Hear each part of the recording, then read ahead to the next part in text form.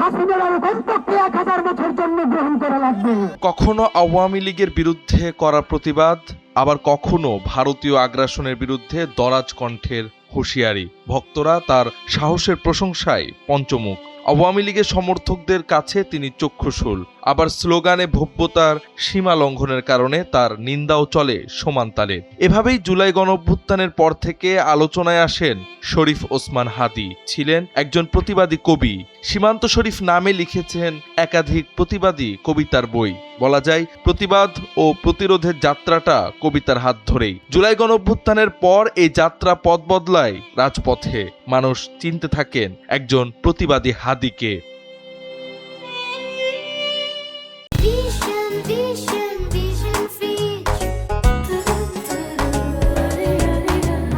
দক্ষিণের জেলা ঝালকাঠির নলছিটি থেকে উঠে আসা হাদীকে কোনো রাজনৈতিক দলে সম্পৃক্ত থাকতে দেখা যায়নি। মাদ্রাসার শিক্ষকের ছেলে হাদী ঢাকা বিশ্ববিদ্যালয়ে ভর্তি হওয়ার আগে পড়াশোনা করেন নেসারাবাদ কামিল মাদ্রাসায়। ঢাকা বিশ্ববিদ্যালয়ে রাষ্ট্রবিজ্ঞানে পড়াশোনা শেষ করার পর বেসরকারি একটি বিশ্ববিদ্যালয়ে শিক্ষকতা করেছিলেন তিনি।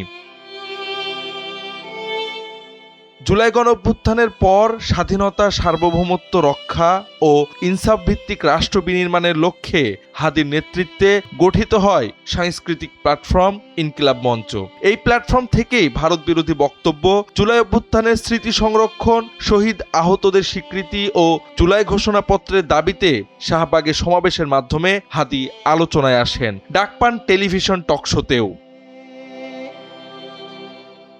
ভারতে বাংলাদেশের সহকারী হাইকমিশনে হামলার প্রতিবাদে ঢাকায় ভারতীয় হাইকমিশনে স্মারকলিপি দেন ওসমান হাদী। রাষ্ট্রপতি মোহাম্মদ শাহাবুদ্দিনের পদত্যাগ, আওয়ামী লীগের কার্যক্রম নিষিদ্ধ এবং অধ্যাপক মোহাম্মদ ইউনূসের নেতৃত্বে জাতীয় সরকার গঠনের দাবিতেও সক্রিয় ভূমিকা রাখেন তিনি।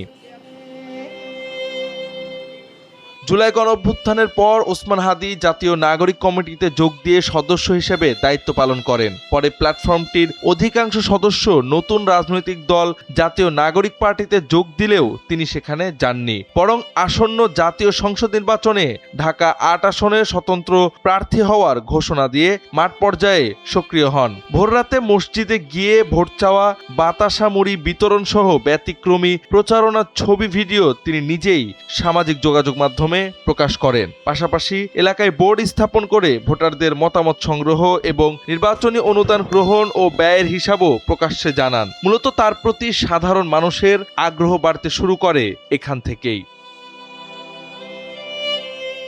শুক্রবার সন্ত্রাসীদের হাতে মাথায় গুলিবদ্ধ হয়ে হাসপাতালে ভর্তি শরীফ ওসমান হাদী। তার অবস্থা অত্যন্ত সংকটাপন্ন বলে জানিয়েছেন স্বাস্থ্য ও পরিবার কল্যাণ মন্ত্রণালয়ের বিশেষ সহকারী অধ্যাপক ডাক্তার সাইদুর রহমান। জাওয়াদ আহমদ, এনপিবি।